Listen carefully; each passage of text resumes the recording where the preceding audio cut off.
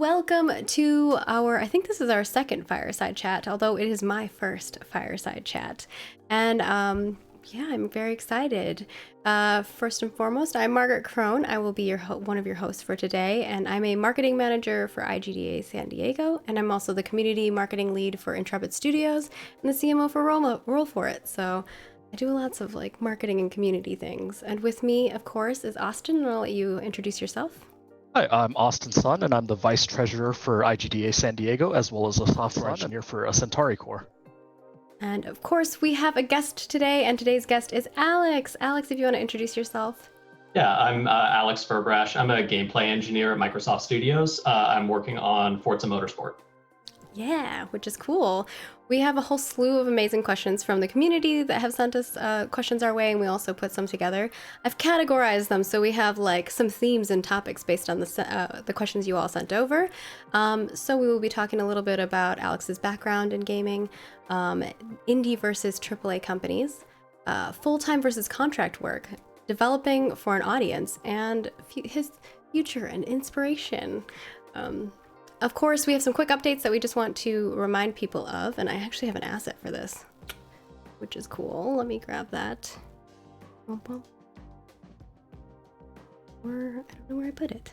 Well, I will find it. Oh, I think it's this one. Yeah. There we go. Put it on top.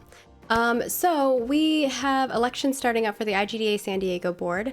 If you're interested in joining, or you know someone who you think would be a good fit, go ahead and nominate them before May 31st at 11:59 p.m. And the link is there, short url.at/BJQ17. It is case sensitive, I believe, so definitely check to make sure you're doing the right thing. We also have this posted on our social media channel, so you should be able to easily click that and grab it. And then if you have any questions, you can contact us at contact@igdasandiego.org.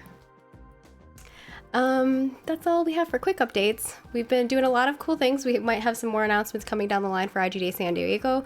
We've obviously been doing a lot of fun things as we move forward, like these fireside chats. And if there's anything else that you'd like to see us do, or things that you think would be cool for us to take part in the San Diego area, let us know. Right now, we're not really doing game dev drink ups and things like that due to COVID stuff, but we are trying our best to do more online stuff for everybody. So, without further ado, we'll start off our first topic, and you might see a kitty. She's being very nosy and wants to be part of the stream. So, tell us a little bit about how you got started in the industry. Sure.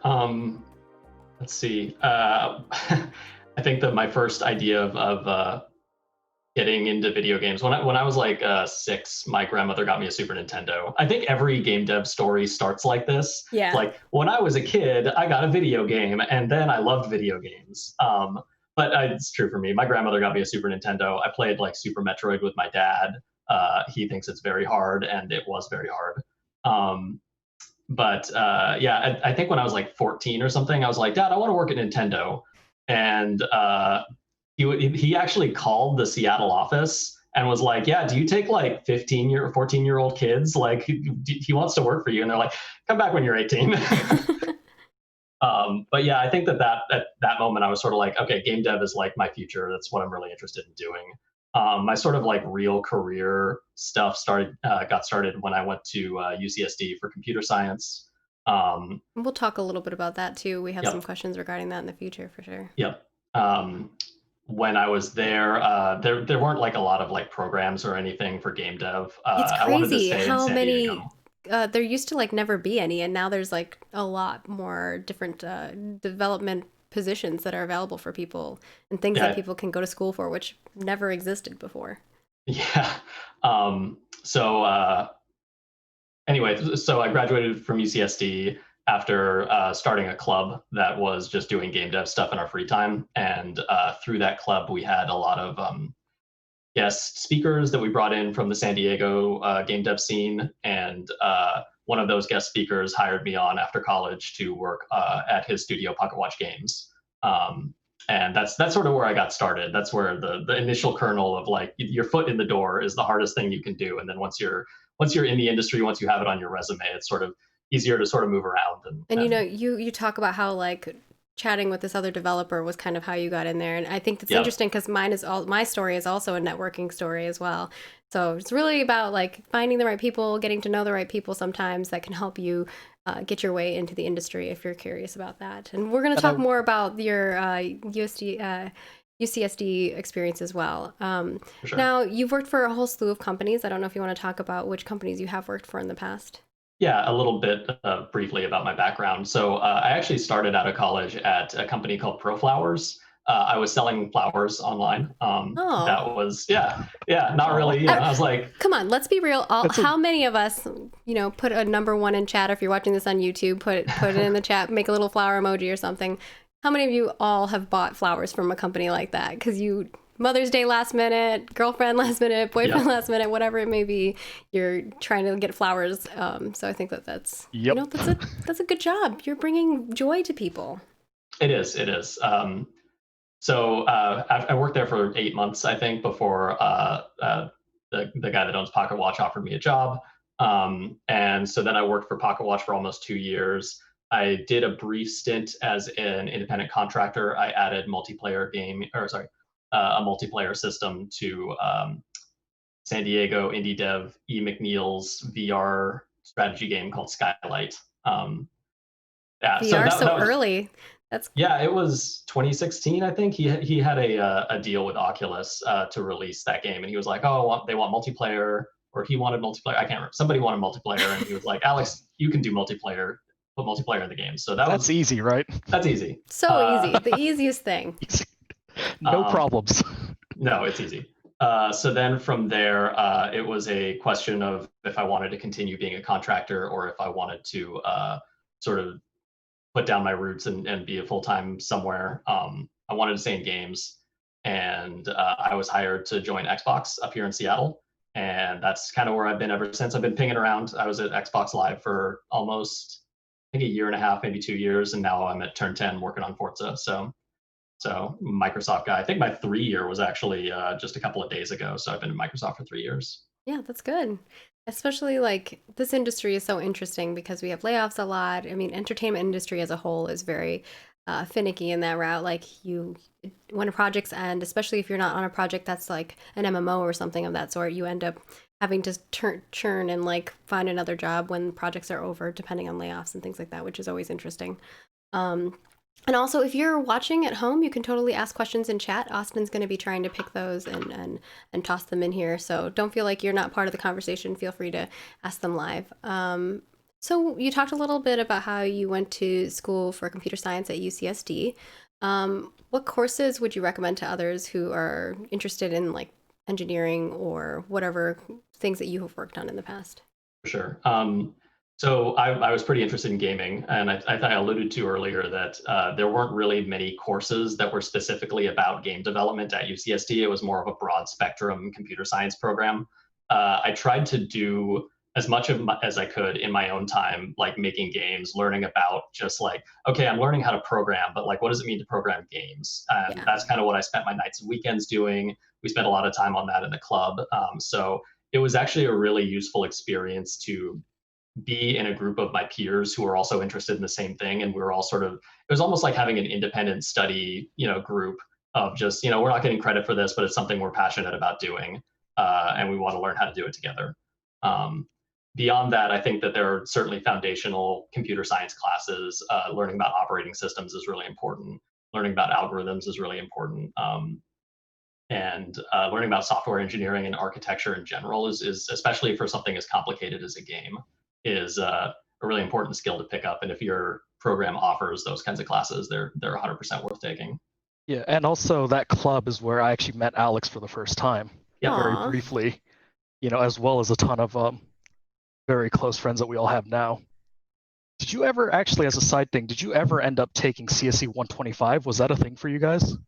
Yeah, the game class. That Yeah. was the only game class at UCST, I believe. Yep. Yeah, that's right. It's ostensibly what is it officially called? Distributed systems or something like that. Networking systems or something like that. Yeah, but basically the project, the class is one project, and the project is build a multiplayer game in C++. From scratch. No engines, nothing. Yep. So that was almost my like capstone class, I would say. It was really cool. I actually came back the year after I completed that class and TA'd for it as well. So that's at UCSD in particular. That is the class to take if you want to get into games. Yeah, and I mean, we're talking about the game dev club that you created. How did that come about, and like, how did you create it, and what role do you think it filled in your university that it didn't have before? Well, I knew that I wanted to, work on game stuff, and I was looking through the course catalog, and I was like, "There's nothing in here for games." And then I was looking through the, student groups, and I was like, "There's nothing." There was one club that played games, and that was like their thing, where they just got together and played board games and video games and stuff. Oh, that's and I was cool. like, that is cool, but that's not what I want. So I was like, well, how hard is it to start a club? Like, how hard could that possibly Well, see, be? what you do is you integrate into that group, and then you get all of them to transition to the other group. Could have done. That was not the approach they took. That was not the approach. I got really lucky and met some friends in some of my classes that kind of were of a like mind, because you need like 4 people to start a club at UCSD, at least at that time. So I met some like-minded friends, and we sort of put in all the paperwork and stuff, started the club officially, and then it just sort of grew from there. It turns out it's really easy to sell people on making games. Like, come to our club, we make video games, and people are like, "That sounds awesome! I want to learn to do that." So it was an easy sell. Yeah, but then when they actually do it, how many people? Our retention rate was not great. I'm not gonna lie. Like, what was the retention rate on that? My favorite thing about those meetings is you would show up week 1 of the fall quarter. You had lines of people out the door. Yep. You couldn't fit them all in the room. And I think by week 3? Week 3, it dwindles down to like 10 people. We had first quarter meetings of like hundreds of, like 120 people, I think was our biggest one. And then like 2 or 3 weeks later, everyone's like, "Oh wow, this is really hard work." And then what do you think was the turning point? Like you said, like usually it was like week 2 or 3. Like, what do you think started deterring people away from being interested in creating games? If I'm being honest, I think that it's actually it's a combination of like, I think a lot of people maybe don't realize how hard it can be, and it certainly can be hard. I also think that course load at UCSD played a big factor, because I think by week 2 or 3, people are already starting to think about midterms, and that's when it's like, okay, like this is fun and everything, but I need to pass my classes. And I think that that's where we saw a lot of, even the people who had been coming for years were like, "Hey, I'm not going to be that involved in the club this month or this year because of, my grades or whatever." And that's totally understandable. Yeah. It's totally, but it was a little bit demoralizing. It's just like, oh, okay, everybody's gone again. It's Don't just us. I can understand that. Do you think there's, like, looking back now, do you think that there's anything that could help people who are trying to create these clubs, or help people kind of spread out that workload and still make it fun in order to accommodate for people's like school workloads? Man, that's a good question. I feel like back in college, I would have had a much better answer for you than now, because I haven't thought about that in a while. But yeah, we tried an approach where we were just sort of like giving everybody project groups. Like there'd be like a pitch week where everybody would pitch game ideas, and then people would form project groups based on those ideas.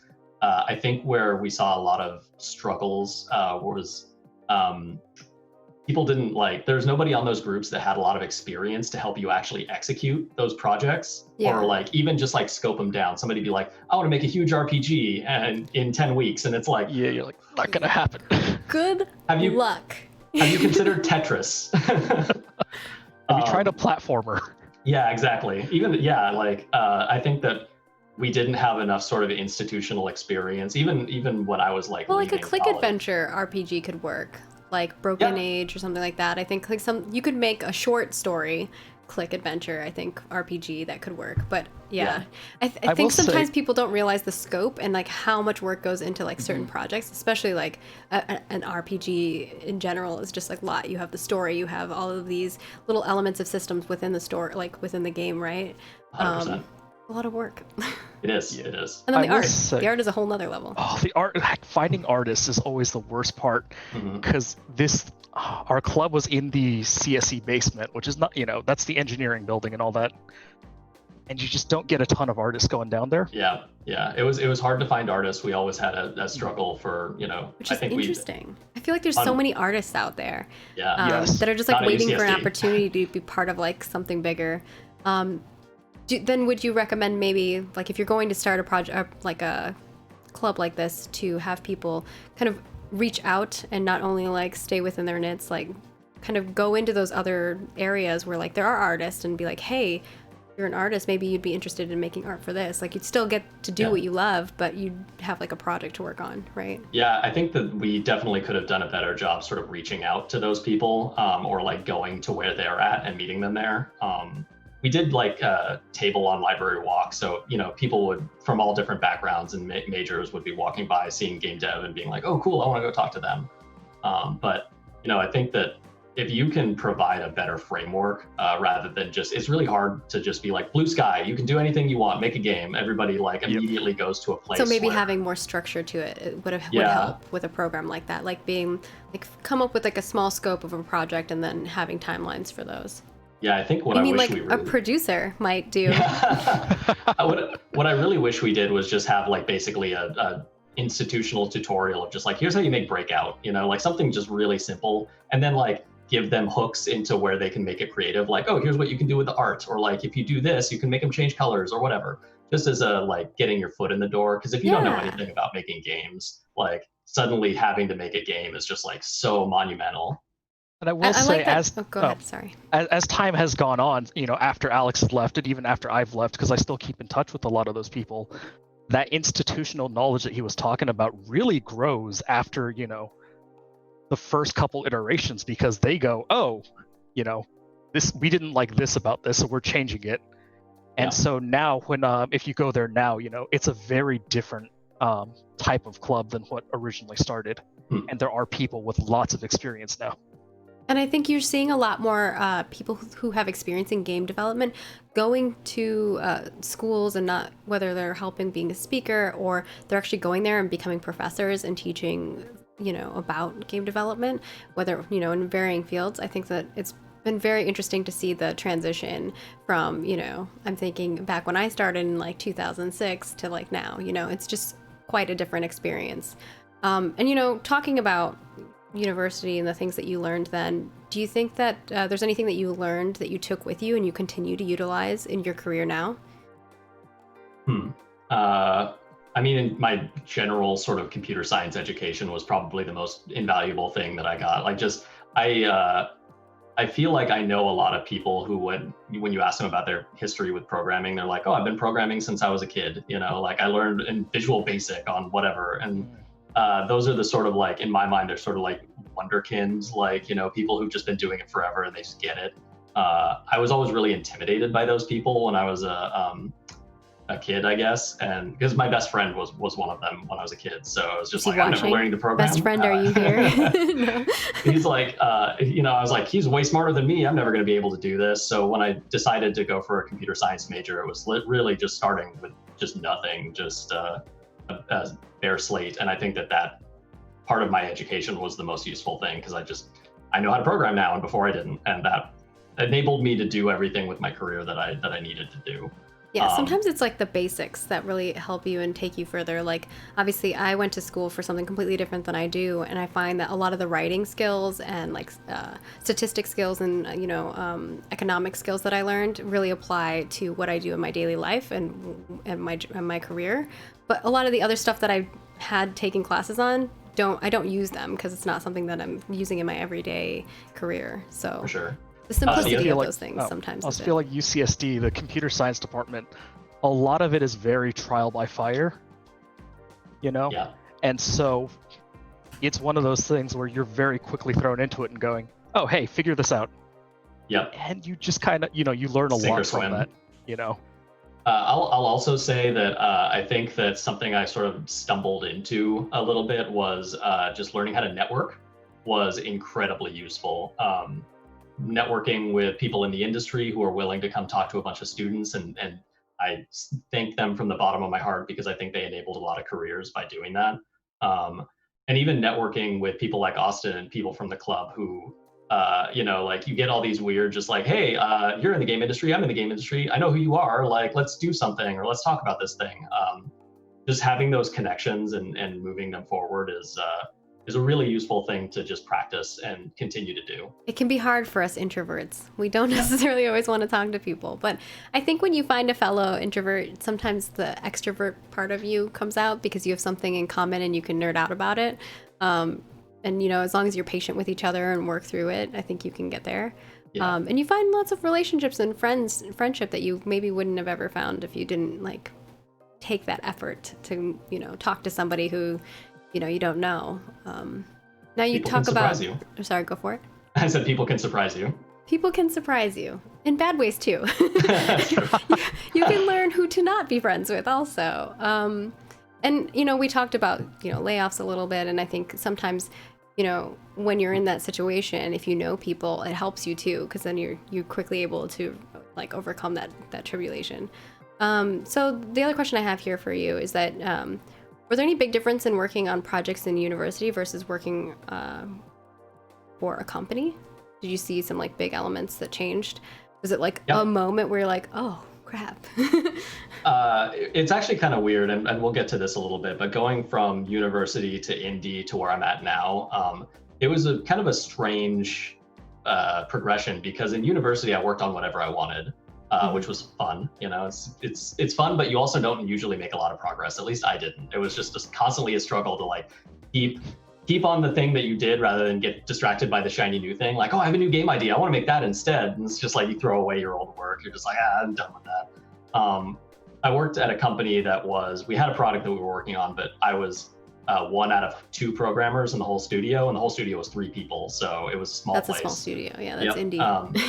It's indie as fuck. Can I cuss on this stream? I don't know. I think we should probably limit it, but I think one. Okay. Yeah. You're fine. That was my one F-bomb. Okay. But it was a different kind of thing, where it was still like, oh, I'm working on something that is really cool. I have a lot of freedom over what I work on, because the code base is big and there's only 2 of us. So like, I have a backlog of like 20 million items, and I can just pick from that. I don't want to work on this today. And now I'm at a AAA studio, and it's like, okay, we have a thing that we're working on, and sometimes you don't really want to work on the thing that you're working on. Sometimes you're just like, this sucks and I don't like doing it. I've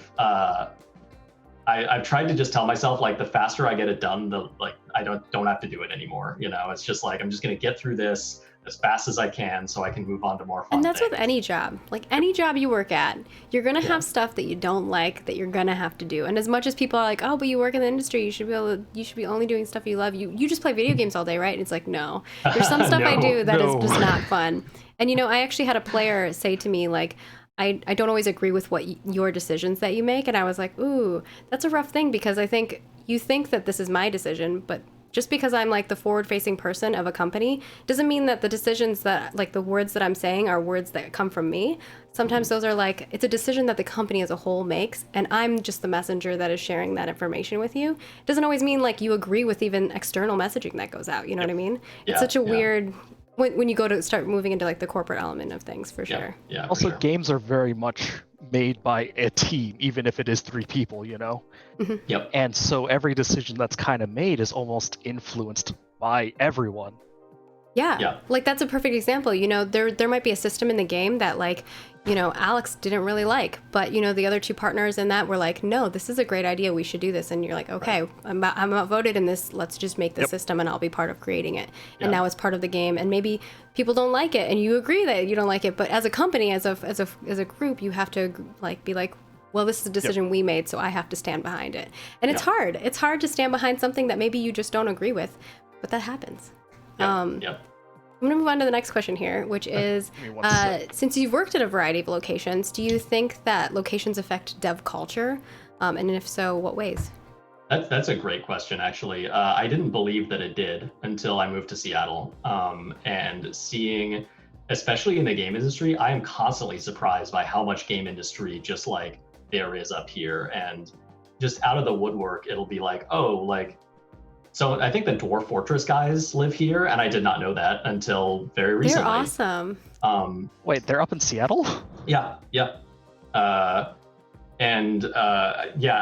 I think that you have a lot more opportunities to network with people who are, you know, like going to be able to mentor you, who are going to be able to like help your career, or you can like help them in some mutually beneficial way. I think that there's a reason that, you know, all the engineers live in San Francisco is, you know, like it's a self-fulfilling prophecy almost, is, you know, you have a couple of really good engineers and everyone's like, I want to go to San Francisco and meet them. And then like that just snowballs on itself.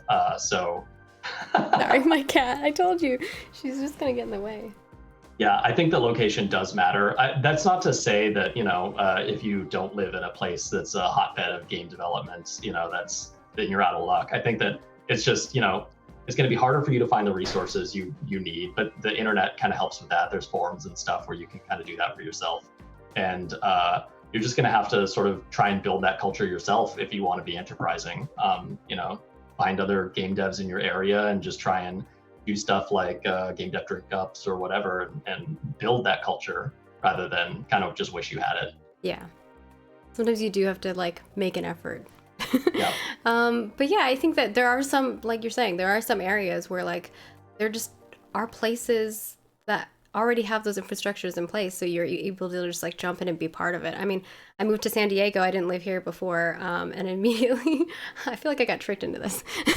I was told like, hey, you should be part of like IGDA San Diego. I think you'd be a great fit for it. And I didn't really find my place necessarily because obviously I'm like really busy, but everyone here has been amazing and let me like kind of work on the projects that I like. This is a project, definitely. Fireside Chat is, I love the idea of this, of getting like people together and talking about our experiences and sharing that with people and sharing knowledge. So if we can do more stuff like this, I think that that's something that I'm passionate about. But we also have like our game jams and all kinds of amazing things that they put together. And you think that there's not a lot of work that goes into a game jam, but there is. Like there's a lot of moving pieces that are happening. And then even the meetups, like finding a location, talking with those managers, making sure they're okay with like having 40 people show up to their like establishment and having the support to support those people. It's just like a lot of stuff that goes into it. And so appreciate those communities who are building something, and if you can give back in any way, I know that they would appreciate it as well. Yeah, for sure. Be part of building the culture that you want. Yeah. If you don't see the culture that you want, help create it. If it's not there, you definitely, it's, you know, put it, if you have the drive, put it on yourself to make it, because it's only going to help you in the future as well. Yeah, like with anything, if you don't actually do the thing, nothing's gonna happen. Yeah, that's sometimes me with making games on my own, is just like, oh, I want to make this game, I'm just gonna think about it for a couple of months, and then it's like, where's the game? All right, this question is going to be a little bit of a harder one, which is, what is one mistake you've learned over the years? One mistake that I've learned over the years. I will share mine to give you an example so that you kind of have time to think about it. My mistake is thinking that my idea is my baby.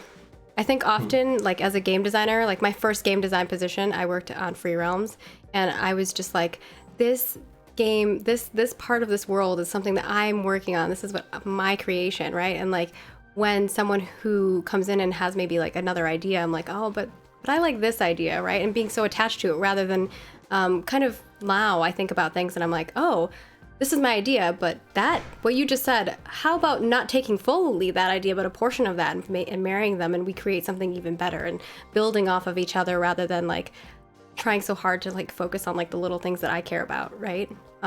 Because in the end, you're working as a team and collaborating, and people can come up with other creative ideas that can only make what system or what narrative you're creating even better than what it was before. So I think that's a learning experience for me, is just letting go, letting go a little bit of like the passion that I have for something that I've created. And learn to pick your fights and battles.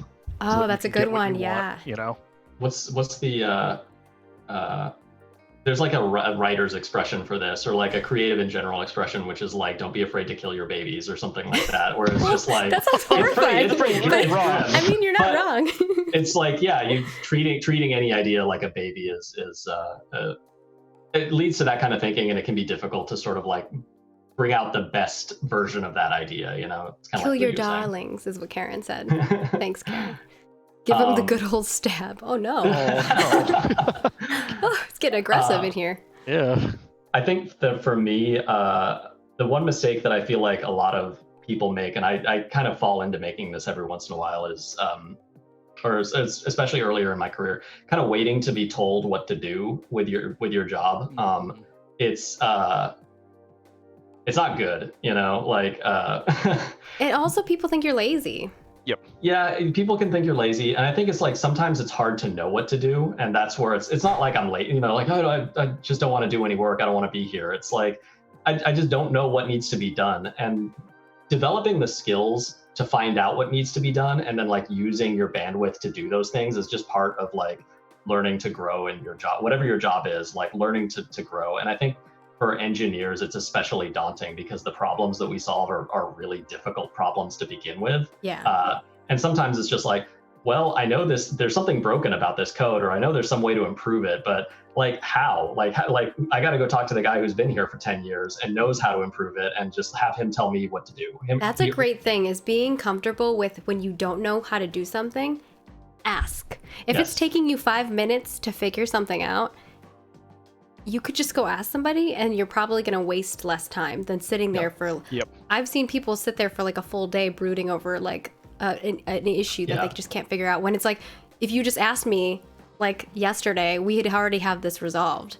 So don't be afraid to ask if you don't know how to do something. There's nothing wrong with learning. It's not a sign of like incompetence. It's a sign of, you know, I want help, you know. Yeah. And if you need help, you need to get it, because otherwise you're just not going to get anything done. Yeah, I think that for me, it's been a constant sort of like worry that, you know, if I ask for too much help, that's going to reflect poorly on me because everyone's going to assume I'm incompetent or something like that. And I can understand that too. Yeah, but I think when you're new to your position and new to your job, there's a different perspective on things. Like obviously, if I'm a senior engineer and I don't know how to do a simple thing that a senior engineer should know how to do, that might be a problem. But at the same time, it's better for you to ask than to sit there and like waste a week of work, because that position is a lot of money. Yeah. You have to think about it in the grand scheme of things. Also, Google's your friend, so just Google sometimes. Yeah. Not gonna lie, I have Googled things. It's okay. Oh no, people joke that programmers are like, our jobs are just like human Google translation machines. I'm sorry, I forgot how to do this really basic thing. That's how you do it. Especially when you don't use it. Sometimes like the simple basic thing that like in Visual Basics that you didn't use before, you're like, I don't even remember because I don't use it, and now I need it for this one moment. It's like, Google it. You're gonna be okay. Just to sort of put a bow on that point, recently I had an experience where I knew that there was some code in our code base that was like, this is wrong and it's leading to bugs. And I know how to fix it, but like I don't know how to fix it, if that makes any sense. Yeah. And so I just went to a senior engineer and I was like, can you tell me like what I need to do to fix this? And also, do you think this is a good idea? And he was like, that's a great idea. I'm going to spend 5 minutes telling you what to do. It took me like a week and a half to do it because there were a lot of problems, but he spent 5 minutes of his time to empower me to do the thing. And now it reflects really well on me that I was like able to sort of do that thing that improved everybody's life, reduce bugs. Yep. And so it's just an example of like, it can be extremely helpful to just sort of say, I don't know how to do this. I'm going to find out who knows how to do it and ask them. And often if you are in, like, going back to your original thing that you were talking about, which is like, I don't have anything to work on. I've completed all my Jira tasks or whatever you use to complete your tasks in. But I've completed all my tasks. I don't know what to do next. It's either, talk to your boss. If your boss is not available, then a producer, like whoever is managing your tasks as a crew, like that would be the next person. The next person above you is always the next person that you should ask, Yeah. Figuring out what to do is always important. And if you have nothing else and you take the initiative being like, hey, I finished all my projects. Is there something else that I can help with? And all my bug queue's clean. That's going to look good on you because it's like that person, like, it's a boss. And yes, go fix that other person's 120 bugs. It's fine. I'll add in Not that I've experienced that.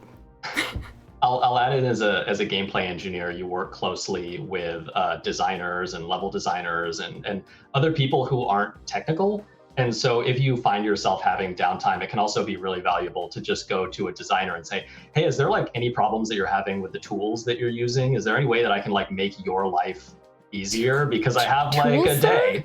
What tools do you speak of? Sometimes like that is, I worked on a project where my tools were Access. Access was my tool.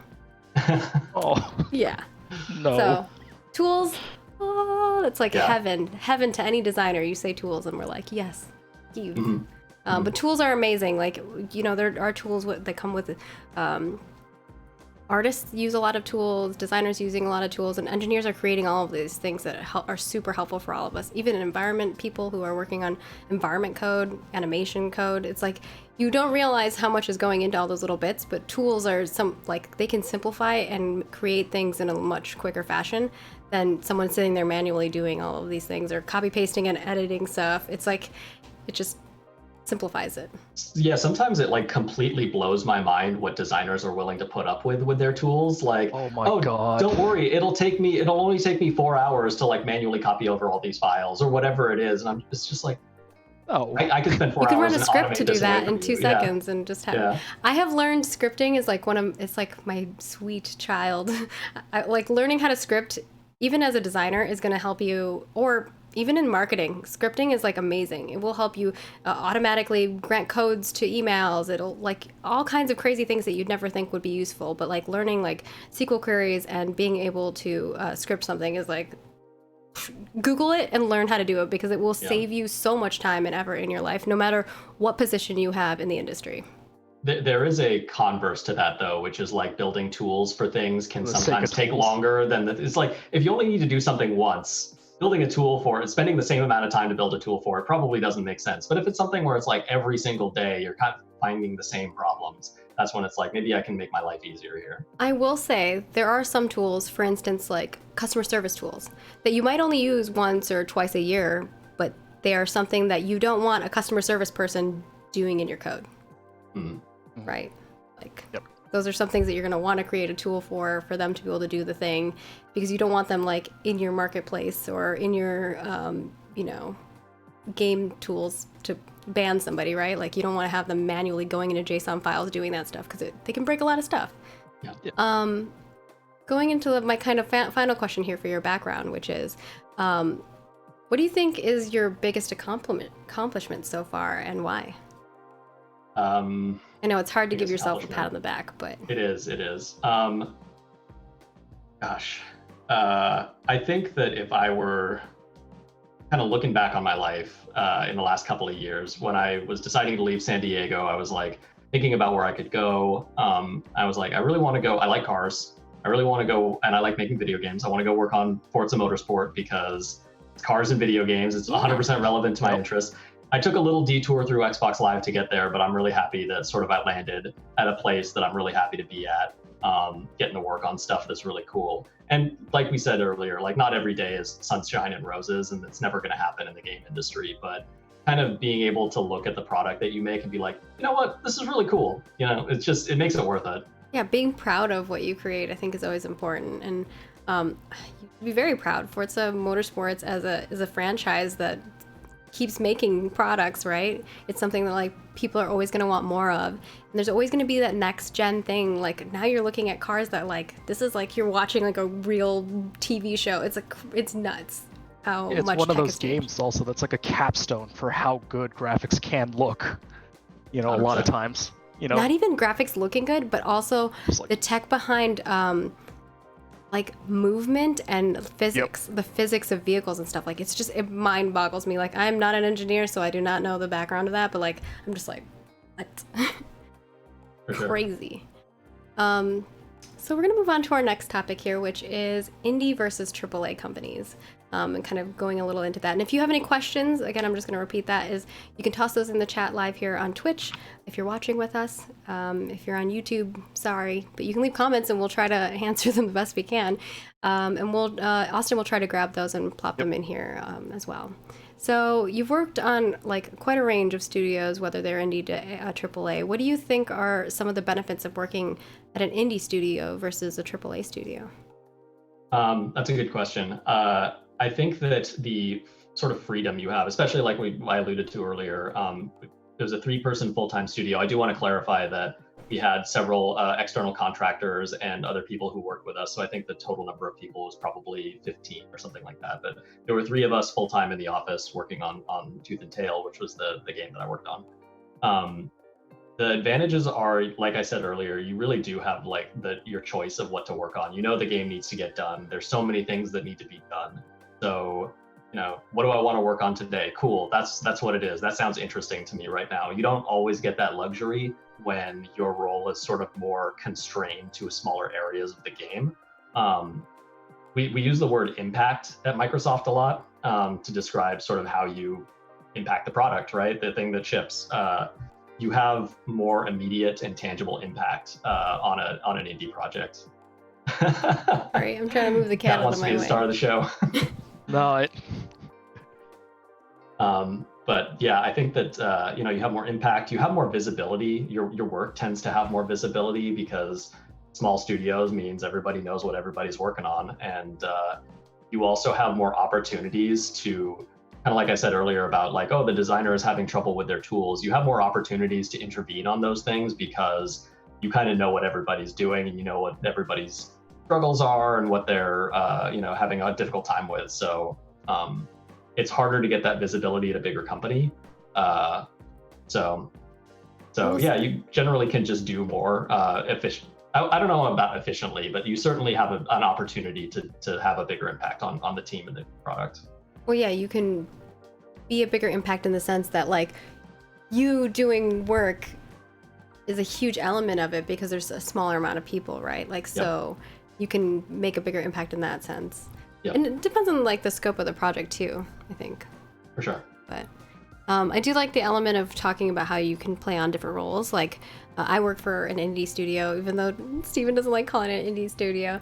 But we are, and I get to wear many hats. Sometimes like, I'm writing quest lore, and then sometimes I'm doing my marketing job. Sometimes I'm handling community stuff. Sometimes I'm helping CS. Sometimes I'm helping engineers figure out why the launcher patcher is not working, like, right? Like there's so many different things you can do when you're working at a small company versus like if I was working at some of the previous companies I've worked at, it's like my job is this thing and I do this thing and I come in every day and I do that thing. Like, yep. I 100% agree with you. Like being able to wear a lot of hats. I'm interested in design. I'm interested in music. Like I'm interested in a lot of different aspects of the game development process. And so being able to wear those different hats on different days was definitely something that I miss in some ways. Not to say that I don't have an impact over something's design in the game that I'm working on, but it's certainly but a less smaller. so because you're tasked out with like all these things, so you don't have time to do that, right? Yeah, everyone's like, Alex does code, so let's give some code work to Alex, and it's like, cool, yeah, I do code. You're right. But being able to wear different hats is another advantage of indies for sure. Yeah. Did you have anything you wanted to add to that, Austin? No, I was just gonna say, I think a lot of that I had fairly similar experiences, and it's just like when you're at a bigger corporate structure, everything is a lot. Again, it's because it's a corporate structure, everything is very structured, and so which you tend to have to do everything to your strengths. Yeah, which we're going to talk about next, which is the vice versa of that, which is talking about like what we think AAA studios can offer that indie studios can't. And there's a lot because they have a lot more resources. Yeah. So I'll toss that to you to talk about first, Alex. I'm going to preface this by saying that when I was in college, I thought that working for one of these big tech companies was like anathema to my existence. I was just like, I don't want to sell out and work for Microsoft or Amazon. So like, I want to give that background before I totally talk about how awesome it is to work at Microsoft, so that people don't think I'm just up here like being paid to do this. But we're not paying him. Microsoft is. Oh, that's true. Microsoft might be paying him, but we're not paying him. I just, especially for early in career people, I think that working at a big company and having those resources at your disposal is going to be a really good thing for your career. And the reason that I say that is having mentorship, having a defined role so that you can go home at the end of the day and not feel burnt out or not feel stressed out because there's a million and one things that you can get done before release, whatever it is. That kind of environment is extremely useful. My experience in being an indie was there wasn't like necessarily a focus or even really much thought given to like, okay, like while we're making this game, let's level people up. Like, let's make sure that they're growing in their roles and their responsibilities and their careers as we produce this thing, so that the next game we make is better for having them like trained essentially. Yeah, you're kind of working towards the next milestone nonstop, so you don't have a moment to like reflect as much, for sure. Yeah, and working at Microsoft, you know, there's a big focus on mentorship and understanding what it means to like get to the next level and get a promotion, because it's not just about making more money, it's about having more impact on the team and the product. And I think that I liken it to if you're kind of going indie early in career or like straight out of college or whatever it is. If you go indie, you're kind of like trying to solo an MMO where you're just like, I'm on my own, or like I'm in a very small group of people. If you go to a big company, and you don't have to stay at a big company for the rest of your life, you know, you can leave whenever you want, but you go to a big company, it's almost like being power leveled, where you're just like, you know, like I'm learning everything that really goes into this business, not even just like what it means to do your job, but like what the business actually means and like what it means to be sustainable as a game studio, and like all of that kind of stuff is just experience that is harder to come by in the indie space. There are certainly successful indies who do that kind of stuff and who train their people and all that stuff, but it's harder because you're working at startups. You know, a lot of the time you're working at small businesses or startups that don't have those resources. Also, the level of mentorship I think you get at a large company, because you know you're going to attract higher end talent if you are these bigger companies, and so the level of mentorship you can get at some of them is often going to be a lot higher. Yeah, you will have people who have been in the Ken Lobb works at Microsoft. I've never spoken to Ken Lobb, but Ken Lobb had a gun in GoldenEye 007 named after him because they couldn't get the rights to it, I think, and so they called it the Klob. He's like a principal something. He's like really, really high up there, and having someone like him in your organization is just like, you know, I'm going to learn a lot, even if it's not directly from him. And it's the trickle-down effect of like that person. Yeah. It's almost like telephone, but like with knowledge. Yeah, getting back to even VGDC, having that institutional knowledge of just like what it means to be a game developer is you can learn so much so quickly. Yeah, I will definitely agree with that. Like there's value in having people who have higher knowledge than you, and I think there's an element of if you are willing to learn. I think sometimes people are like, I'm a senior, or I'm like a director, I don't need to learn anything from anybody else. And it's like, even in those positions, you can learn something from someone below you, like as far as hierarchy goes. So I think having an open mind about that, for sure, you have the resources at your whim. Yeah, I graduated college and thought that I knew everything there was to know about being a software engineer, and like it's going to be easy from here. I can go to an indie studio and I'll start my own game and whatever. And I think that that's a common fallacy that people kind of fall into. You get a diploma and you're like, cool, this means I can do it. And to some extent it does, but you still have you don't even know how much you have to learn until you actually kind of get into it and you're like, oh, this is hard. And again, it's about the scope of the project that you're working on and the amount of effort you're willing to put into it, you can, as a one-person team, make something, you know, amazing. Look at Stardew Valley. I mean, you can totally do it yourself if you are willing to put in the time and effort towards it, and you have the knowledge yourself. But obviously, creating something like that with a team is going to be much faster. You're able to delegate, and learning to delegate is also a skill that you must learn when you get into like much bigger corporate companies and looking at like AAA companies. Yeah, absolutely. And I like the idea that you brought in there, which is like the value of being able to be like, this is my job. I can come in and I can leave and not feel stressed out about like, I go home with stress being like, oh my gosh, I have like a million things to do. Because you're in an indie company, your investment in it is much higher than just my day-to-day job, right? Yeah. And for game companies, this is going to change from company to company. My experience with Turn 10 has been, you know, like people talk, we'll crunch when we need to kind of thing, but we're going to try and avoid it as strongly as we can. I think there's some companies out there, I've heard stories that they're just like, yeah, crunch is part of our culture. Like we like doing it. Like if you aren't sleeping under your desk, you're not really working here kind of thing. And that's extremely, I mean, I think the people who thrive in those environments, I'm sure they're happy. I hope they're happy.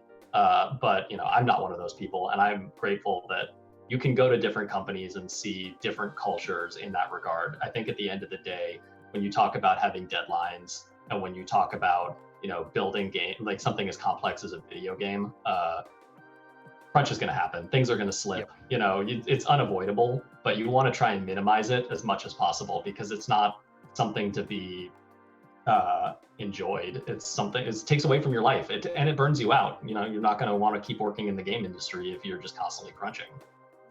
Yeah, and I think usually in those type of companies it fluctuates. Like I worked on a variety projects at Sony Online Entertainment, which doesn't exist anymore, but at the time it did. And we had crunch times, so we had like portions of time where I was working 90 to 100 hours a week, but they were, you know, in like certain sprints. So it'd be like, you know, we're trying to push out the last like 4 you know, weeks of you know, an alpha or a beta or, you know, a launch. And so like those elements of times would be the times where I'm crunching, and then there'd be like times where I'm like, you know, low times. So I think it just depends on the company. Whereas like Intrepid's like, I don't want to make people work overtime. We're trying to do the same thing, which is like you have your 9 to 5. But I think there are people who, especially right now with the situation where people are working from home, it's hard because you have children in the background yelling like crazy. And so like maybe the only time you have is like in the evening. So your work is a little bit more sporadic. So, and I think for a lot of people who are both in and out, like, you know, we're looking to get in the industry, a big thing is to understand that, yeah, you should shop around a bit, you know? If you're good enough to get accepted by one of them, someone else is going to want you, you know? That's a good point. Austin, and that's such a good advice. Like, because don't just take the first offer you get. I did that. I worked at Sony Online Entertainment for like 7 years, and because I was always afraid to leave. I was like, so I got, I'm not gonna talk smack, but I did not get paid well. And so when you look at like, I could have gone somewhere else, and I also got pushed out of a design position and moved into community, and that wasn't really what I was passionate about at the time. And then that's why I kind of left the company, was because I was like, I was getting pushed into a job that I wasn't interested in at the time. And so, you know, at that moment I should have just left and been like, I have value, I can go somewhere else. But it's hard. I think especially when it's your first game job in the industry, you feel like this is your comfort. You want to stay there. Yep. But don't be afraid to look elsewhere. You know, a friend of mine had a similar experience at a company. I think that it was not a games company. It was just something where he just felt he was stuck there and he was not being paid well, but he didn't feel like he could go anywhere else. And I think that's really common, especially with your first job. I think that's why it's really important to have Sorry, they're slamming around my house if people are doing that. It's really important to have a person in your community, like the IGDA community or whatever it is, that can act as a mentor for you, for your career. You know, like someone whose advice you trust, who you can come to and say like, hey, like, I'll be honest, this is what I'm being paid. This is how much they're asking me to work. Like, what do you think? Am I getting a raw deal here? Because they'll tell you, because it doesn't affect them really. Finding someone that can mentor you in your career, just in general. I'm gonna come back to this a lot. That mentorship, which is hard because sometimes you can't find a mentor, right? Like that person's just not there for you. And I think sometimes you have to, in Austin, like what Austin was saying, is like value yourself. Like, you got that first job. you can go somewhere else, you can look around, and then, you know, maybe you take and look around and you don't find anything you like, but someone offers you something and you can bring that back to the company that you're currently working for and be like, hey, they're willing to pay me this much. Would you be willing to do that? Because that would make me feel more comfortable in my position here, right? Like, it's a hard, anytime you talk about money, it is a hard discussion. It is always difficult.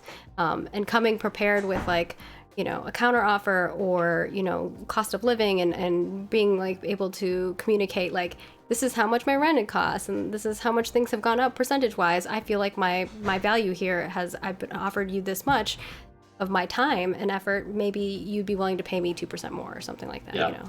And also a lot of it is just personal happiness is really important because, you know, Alex was talking about, Turn 10 seems like they have a much kind of, you know, the work-life balance of that one is always going to, you know, is a lot more different than some of the other, you know, even other AAA studios I've known and heard about, you know, people working there.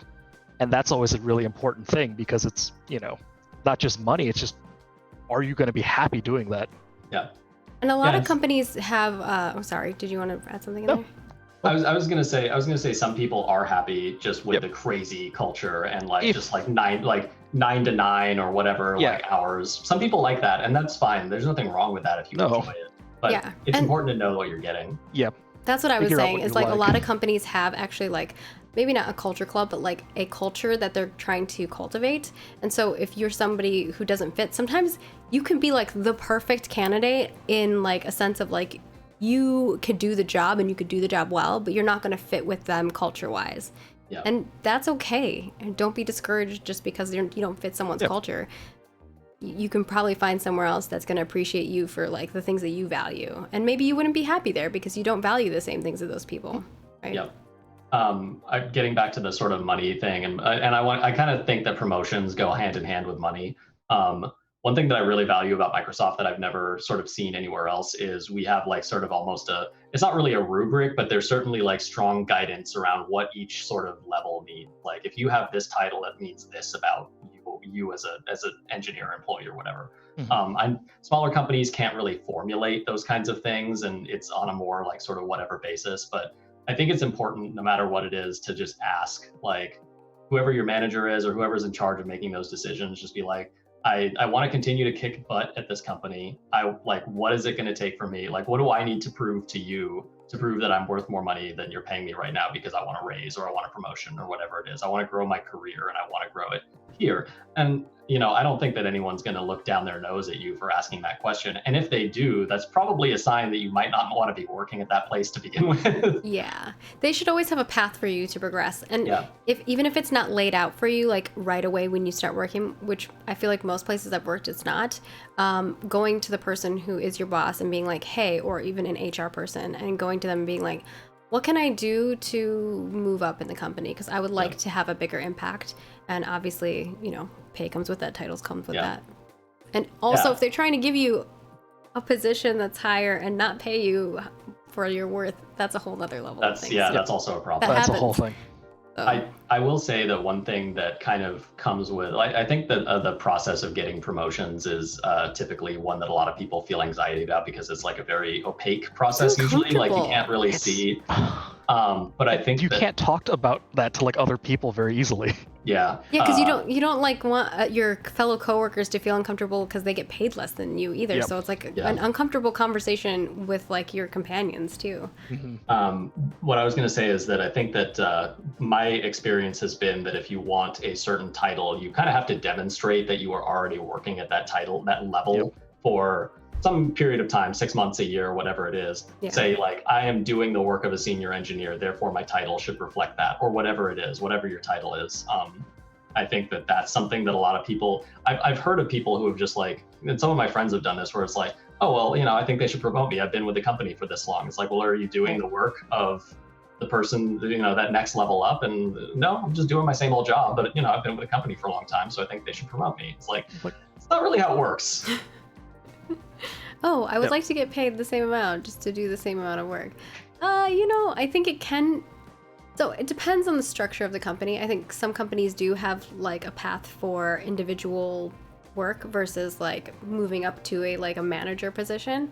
So hopefully your company has a way to communicate that to you. so you can like move forward and progress and, you know what you need to do. Because like a lot of the times your boss should be able to give you an outline of like, well, if you want to be a senior engineer, here are the things that you need to tick, but currently you only do 2 of those things, or and you're not doing them very often, right? So like maybe if you step up in ways, I can maybe push that forward and do because there's a lot of paperwork usually, especially with corporate companies, to move up or give someone a raise. Yeah, and it also gives you insight into sort of not what you're doing wrong, but areas that you can grow, right? Like if you get the feedback that like, oh, you don't like leverage other people's work enough, like you kind of, Sally over in this other engineering team built this tool that you also built because you didn't bother to talk to her to see, or like talk to anybody to see if you need to build it or if it's already been built, that kind of thing. That's a pretty common piece of feedback for engineers in particular, is just like, you should be working together more. Don't just like isolate yourself in your cubicle and do what you need to do. Just like talk with everybody and see what other people are doing to figure out how you can help them or how they can help you get everything done. You're a team. You're not a one-man army, and that is 100%. That is what you're taught at school, though. I feel like a lot of times is you are the person doing the work, and all of a sudden you're thrown in a position where you're like, and I have to work with people. Everybody has that team project from school experience where it's like, okay, we got assigned a team project. I'm in a team. I'm the only one that did the work. Or like, I have a really difficult course load, so I'm going to let someone else do basically the whole thing. Thank you. I'll buy you dinner or something, right? Yeah. And that's not how it works in the workplace. No. And it's unfortunate that there's not more sort of training for that kind of mentality in school, because it's something that you really have to adapt to quickly. Yeah, so team projects in school are way different, and they're not stressful. I was definitely the person who was like always doing all the work because no one else did it to the quality that I expected of people. But Austin, I think there's a question in chat. Yeah, they said I think there's wondering about companies who share 100% of all salaries in the company, and what's your opinion on that kind of open communication? I've never been a part of that kind of company. It sounds pretty dope, to be honest. I think that, I don't know.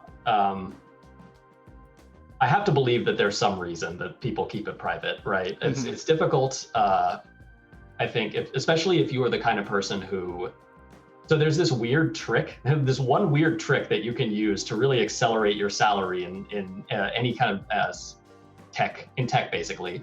You work at a place for about 2 years, 2.5 years, and then you just bounce and you ask for more money at a different place, probably a competitor, and they'll take you because, you have all the inside secrets. But word will get around. Yeah. Word will get around when you do that. But I think that, it's, I don't know if it's common practice, but there's certainly people who are trying to game that system of just like, I'm always getting a promotion.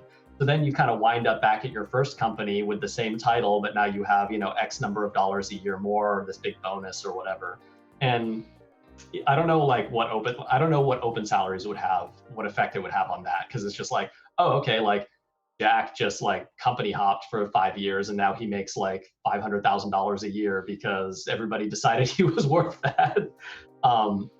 So I don't know anything about open salaries, and I'm not a manager or a business guy, so I don't know, have an opinion. Yeah, I have not seen a company that is very open about salaries other than Roll For It. We are open with all of our people that we work with about how much people make because we pay everyone evenly. So like all the cast members get paid evenly, all the GMs get paid evenly, and all the administrators get paid evenly. And we're very vocal about like what people get paid and how that works and like what our extra money goes towards.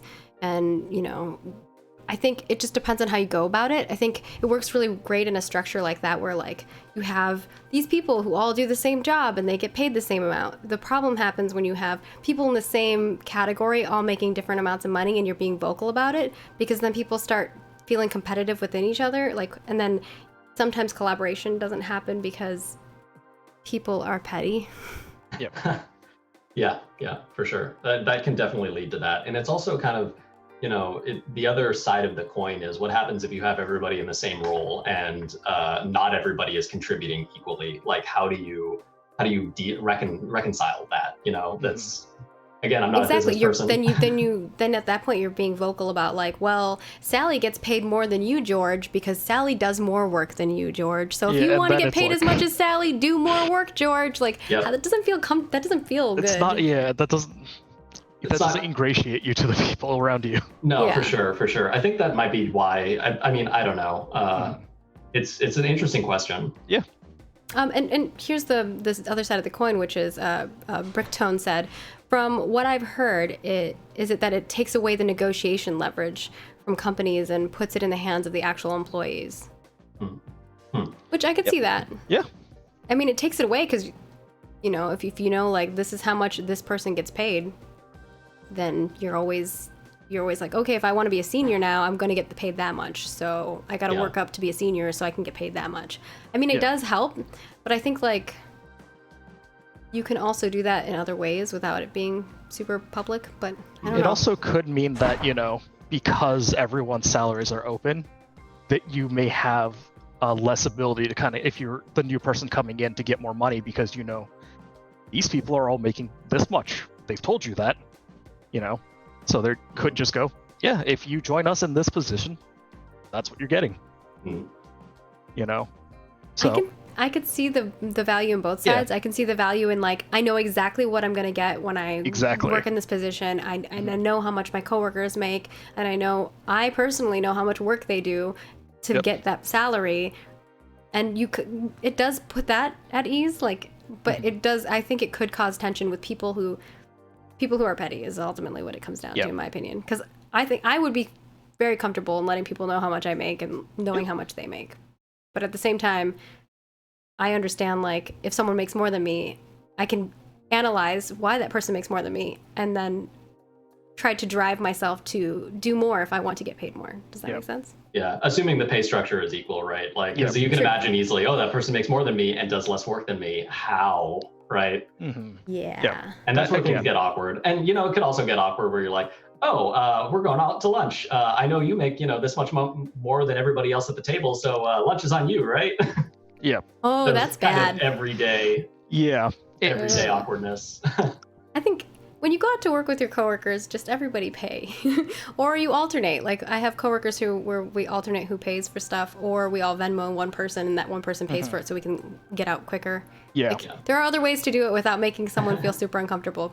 Although there is some structure, I feel like, with people who make a certain amount of money who feel they get upset if you try to like pay for stuff when they want to.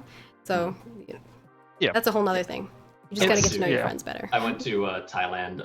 My wife and I just got married in August, and so we did our honeymoon in Thailand. Thank you. We did our honeymoon in Thailand, and watching her family do that basically at every meal was fun. It was fun. Yeah, that is also a thing of at least growing up, it was a very Asian upbringing thing to have, you know, the adults fight for who is going to be the one paying for the bill. Yeah, it's a status thing, and I think I'm also partially Asian, so that's why I put that out there. Is because like in some cultures, it is very important for like, I am the person who makes the most money at the table. I pay for everything, and you should just be comfortable with it and not question it or try to like force me to like take your money because I don't want it, like, and I don't need it. Like it's like a whole nother different culture, and I think it's just interesting. But I think we should probably move on to our next topic. We went off on a tangent. Our next topic is about full-time work versus contract work. You know, in this industry, we get a lot of people who do work salary jobs, who do work contract jobs, and then there's also differences between contract as far as like, I work at a company 9 to 5 and I'm contracted for that and I clock in and clock out, versus I also do contract work on the side and I'm, you know, a freelancer. So let's talk a little bit about that. Can you walk us through like your experience with it? Yeah, so as I said at the top of the show, I did 6 months or so, 6 or 8 months of contract work just to sort of like fill in a gap while I was kind of figuring out what my next move was. And it was a valuable experience. I think that when at the end of that project, I talked to my then girlfriend, now wife, and I was like, maybe I just do this. Maybe I just am a contractor. I got, you know, one client. Home, get to chill, yeah, exactly. I'm doing work in my underwear. It's great. you have to know what you're getting into, though, right? And being a contractor means, especially a freelancer, there's a different kind of contractor. We hire contractors at Microsoft, and they're basically like external people who come in to fill voids of like, just we need, this kind of thing done in this time frame, and we don't want to hire a full-time person to do that. So like, let's just bring them in. And that's a different kind of contractor than a freelancer. If you're a freelancer, you are basically doing all of your own biz dev. You have to be really good at networking. You have to be really good at putting yourself out there.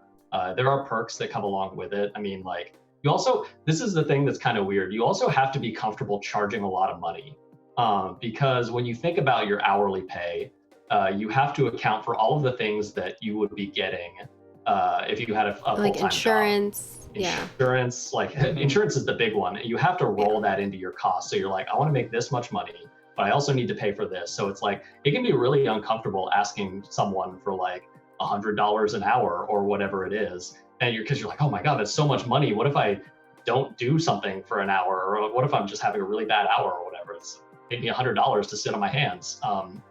But it's something that you have to do. Well, often you end up in a freelance position. You end up like, if you sit on your butt for an hour, you end up still having to finish the project because you have a project that you're working on. So maybe now you're working into the night to finish that hour that you missed earlier. So as well as there's a lot of there's a lot of business upkeep you have to deal with too.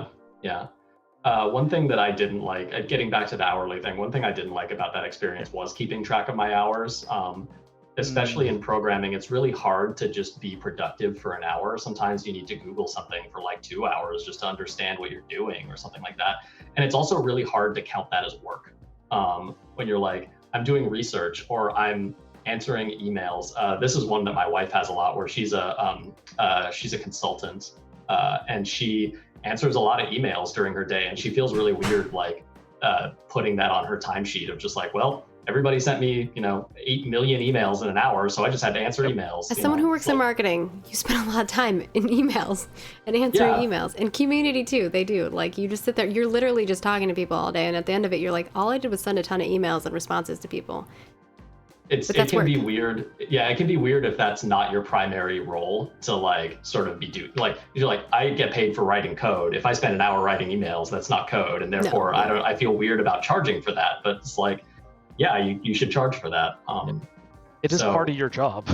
It is part of your job, yeah. And so knowing when to turn the timer on and off for like, understanding and billing your hours is difficult. And also it just requires a lot of confidence of just like, I did do work. I was productive in this time, even though it didn't seem like it. Being able to say, this is what I did, it's tricky. And getting back, like finding clients is hard.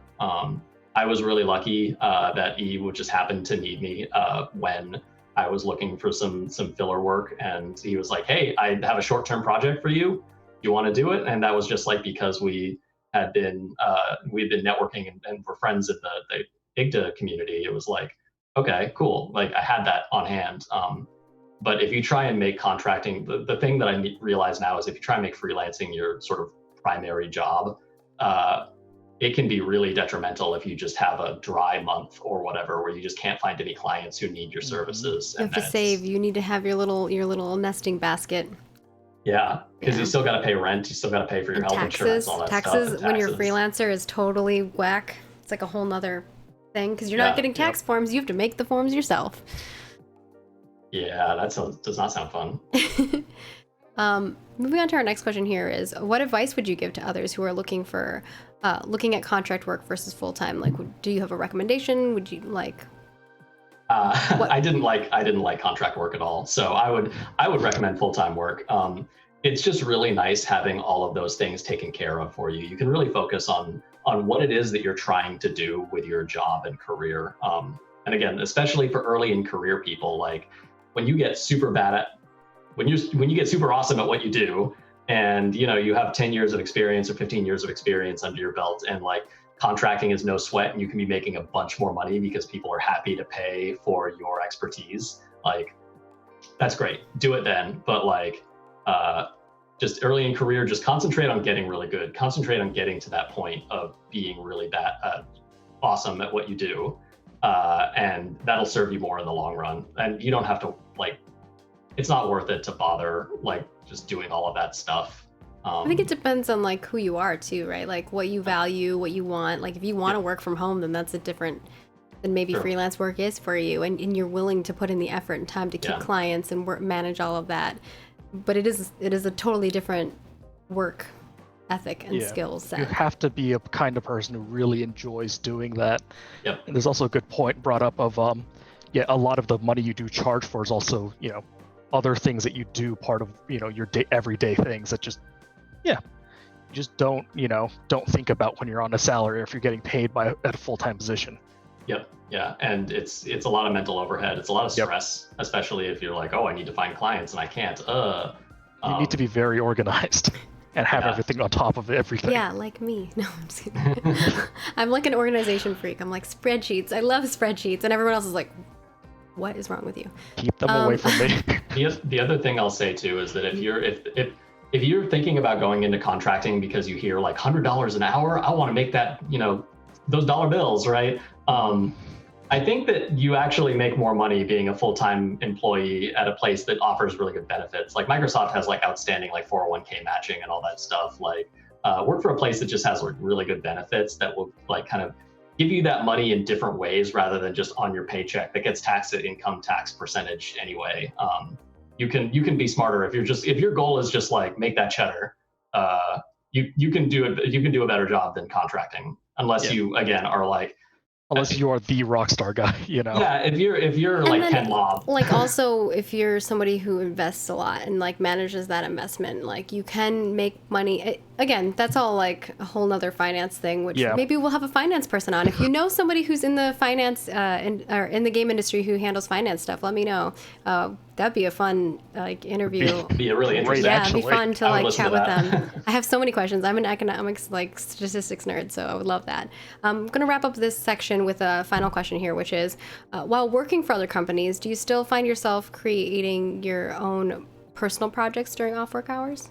Yeah, absolutely. I think that not only is it just really fun to be able to do what you want, it's just like, I want to make this crazy game idea, or I just want to do a game jam. It's fun because it's a new outlet for your creativity, which you don't always get as part of your day-to-day job.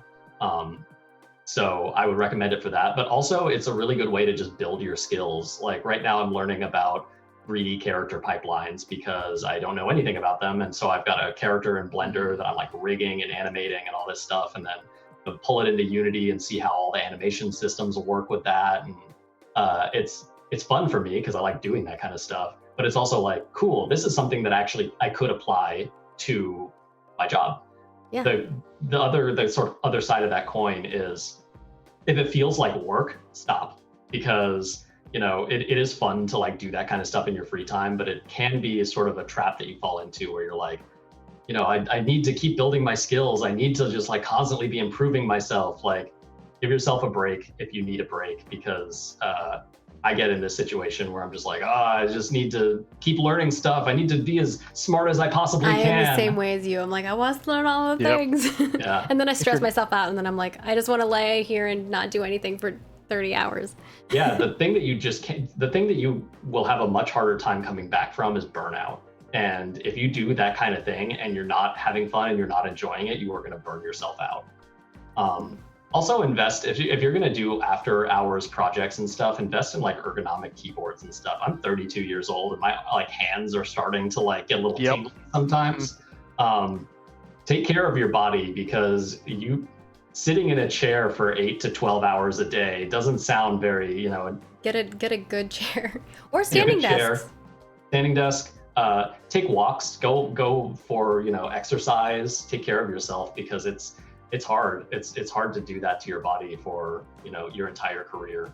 And if you lose your hand, like especially as a programmer or someone who mouses a lot, if you lose your like ability to mouse, that's really bad for your career. There are now a lot of technology for text to speech, so you could do some things, but it definitely would make your life difficult. Yeah. Also, I feel like Oh yeah. Also, another thing is also, even when I was, working at the office, outside of this whole COVID thing, it was fine for us to go out and take a 10-minute walk, because at the end of that 10-minute walk, I'm going to come back in my office and go, oh, I feel better and I'm going to be more productive after that break than if I just tried to power through. Yep. I And think that's there is, I don't know the exact laws, but I know that in San Diego there are like work laws, like when you work 4 hours, you should be provided like a 10-minute break. So definitely look at your handbook for your company and see what hours like you are, or what times you're able to take breaks, and take them. Put them on your calendar and make it like, I'm busy during this time, and make sure you get yourself up and going. I actually have them on my staff that I have underneath me. I put them on the calendar. I put their lunch breaks on. I put their normal breaks on there, because I want to encourage them to know that like during that time you can step away and go for your break. I want you to go for your break. I don't want you to sit there during those time frames. And if you need to move it around during the day, move it. Like we'll work through it. There's two interesting things. The quicker one is, man, people really don't understand the power of the calendar. The calendar is like, if you like, one thing that my wife was saying, she's like, oh, I have like a lot of problems. Like people constantly interrupt me and need me during the day, and it makes it really hard to get into a focus state. It's like, well, one solution to that could be just put out like 4 hours on your calendar just for you. Make a meeting just for yourself where you get to actually like focus and work. And people will be like, oh, I need you, but then they'll see you're busy or whatever. They'll be like, well, I guess I shouldn't expect a response. The second one is, being a software engineer, I think being in any kind of creative field, it's weird because labor laws, or like sort of the way that we talk about work, doesn't really apply in the same way. Like it's very difficult as a software engineer to come in, sit down and do 8 hours of work and take your scheduled 10-minute breaks and your 30-minute lunch break or whatever it is. You don't really get to control when you have an idea of how to solve something, or you don't get to control when you have a really cool idea for a character design. And I think that one thing that a lot of like game dev companies, I think in my experience, have been pretty good at is just like, if you just need to like walk away for 30 minutes or, 45 minutes, just in the middle, like 2 p.m. Just like go do it. And like, hopefully you kind of make up that time in some way where you're just like, at 8 p.m. you're like, oh, I figured out how to solve that problem. Let me like write it down real quick so I can do it when I go into the office tomorrow, or even just do it right then. Again, it depends on the company you work for, but communicating with them and being vocal about like a situation like, hey, I need to go for a walk. Most of your bosses are going to be comfortable with that. And I think if you are a boss and managing people, making people feel comfortable about taking those mental breaks, I think is important. And that's one of the reasons why when I'm managing people, because I have had many different types of managers in my life, I'm like, I want to take all the good things I've learned from managers and remove all the bad things I've learned, and be like, I want to be the manager that people are like, I like working for her. So I think making people happy is good. We're running a little behind, so we're going to move over to the next segment, which is developing for an audience, and we'll try to go through these questions pretty quick because there's not a lot. In the past, you've gotten to not only work and create products for gamers, but you've also gotten to work and create products for developers. And now we could talk about this for an hour by itself, but how did having game developers as your core audience or core clientele differ from having gamers as your core customer base? So it was interesting. So the contrasting between my experience at Pocket Watch and my experience at Xbox Live, where I worked on a authentication library for basically signing Xbox Live users into games. Yes. You don't realize how much that's so important. Oh, that's so much work though. It's such a pain. But we had a community at Pocket Watch that was like in our Discord, and we'd be playing games with them during the day, and it was kind of cool to have that sort of like external feedback of how's the game feeling, does the meta need adjusting or whatever it is. It's cool to have that external feedback from someone that isn't in the company and doesn't really like see all of the decisions that get made. They just see the end product, which is good because they don't understand how it was made, and they don't want to. They just want it to be fun, right? So it's kind of this pure this pure thing. Working on Xbox Live, the library that I worked on, while I was there, was not released to developers. It was being used by a very small number of people, so it was sort of didn't have a lot of feedback. But the feedback that we did have, like developers obviously are more sophisticated. They understand what it is you're doing and why. and they understand like when they say, oh, I want this thing, and then you say, well, we can't give you that thing for like these 3 reasons, so here's like a workaround, and they'll generally be like, oh, okay, that's not the best, but it's not the worst. Yeah. Whereas, you know, when you talk to people who play games, they're like, I want this thing, I want to play this way, and you're like, well, we can't really do that, and they're like, yes, you can, better. Yep. That's what I want to play. And sometimes it's here's my thing: anything's possible. It's just whether you have the time and resources to make it happen. Sometimes, like, you know, you want something, but you want it within this time window, and that's just not going to happen, and you have to go with the workaround, right? The other thing can be like, it can be a soft reason. It's not even a technical thing, but like one of the things on Tooth and Tail was like the community, every time a new person would play the game, they'd be like, I want a punch button. And then we had decided early that like there was not going to be a punch button because it was a real-time strategy game, not an action game. So you can't have a punch button. That doesn't make any sense. So we had to continually explain to people, no, there will never be a punch button. And they're like, no, but I want a punch button. Maybe we should have put a punch button in. And that's what everybody wanted and expected. But then you can easily see unintended design consequences coming out of that, where it's like, instead of a Zerg rush, you just go to the other person's base and punch them until they die and then the match is over. And it's like, well, that's not fun. That's not really what the game is about. So sometimes the audience doesn't know what they want. Yeah, exactly. What's good what's good for them, I think, is what they say, right? And I mean, obviously you're kind of already going into this topic, but like transitioning from developers to gamers as your audience, did you gain any insight that you might not have if you hadn't developed things for developers first? Or at some point? Yeah. Or vice versa, I guess. Yeah, I kind of wonder. Developing for developers. Oh God, I sound like Steve Ballmer. Developers. Developing for people who are kind of using your stuff as a tool. Like the thing that I liked about Xbox Live was I was like gaming adjacent, right? So it was like, I'm in the game industry, I'm doing things for the game industry, but instead of gamers, my customers are game developers, which is cool.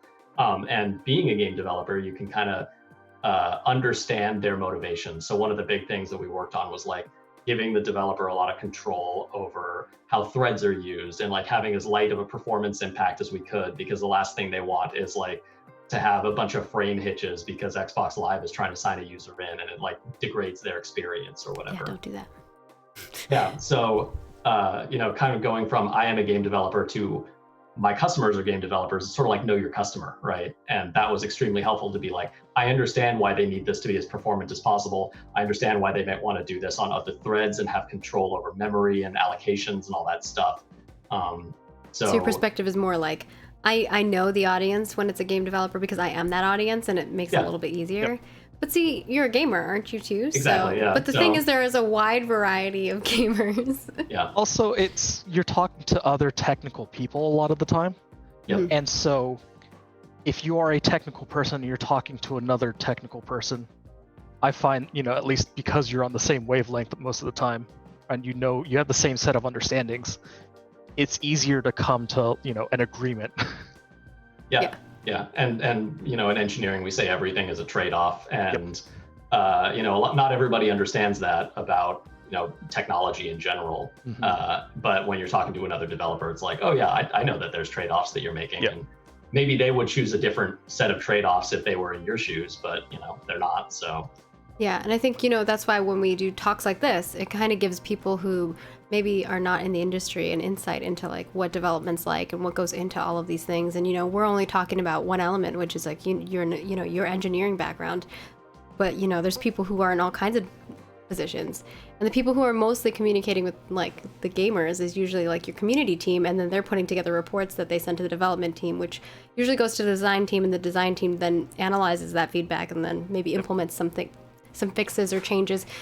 You know, like the community's all asking for a punch. Well, maybe punch is not what the community needs. Maybe we give them something that kind of accomplishes that same goal that they were trying to achieve, but like fits within the balance that we're trying to portray within our game system, right? My coworker at Pocket Watch, Andy Wynn, gave a really good talk on this exact subject because he was also the community manager for the company. It was a GDC talk from a couple of years ago. I'll see if I can dig it up and find the link at some point. Yeah, toss it our way. We can like leave it in the comments and a link or something, or not in the description and the YouTube link or something. I think my experience with it is I worked on PlanetSide too, if anyone knows what that is. Yeah. And I was one of the core game, combat designers. There was 4 of us on that team, and I had this one player who, or not just one player, a lot of players who were sending feedback in regarding like a weapon. They were like, "Oh, this weapon is so underpowered.